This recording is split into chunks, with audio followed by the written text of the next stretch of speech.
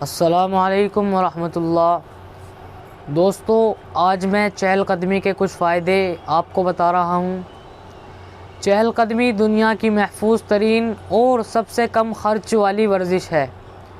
اسے شروع کرنے کے لیے نہ تو کسی تربیتی پروگرام یا کوچنگ کی ضرورت ہے اور نہ ہی ورزش کے ابتدائی دنوں میں جسمانی تھکن کا سامنا ہوتا ہے۔ اس ورزش کے لیے لمبے چوڑے ساز و سامان کی بھی ضرورت نہیں ہوتی۔ چہل قدمی کے چند فوائد بتا رہا ہوں۔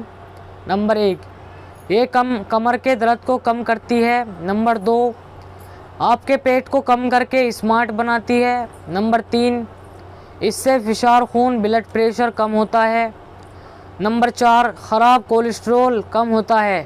نمبر 5، دل کے درد کا خطرہ کم ہو جاتا ہے۔ نمبر 6، پٹھے مضبوط ہوتے ہیں۔ نمبر 7، جسم کے جوڑ بہتر ہوتے ہیں۔ یہ ورزش مختصر وقتوں میں کی جا سکتی ہے۔ چہل قدمی میں تقریباً اتنی ہی کیلوریز خرچ ہوتی ہیں جتنی جوگنگ کرنے میں ہوتی ہیں۔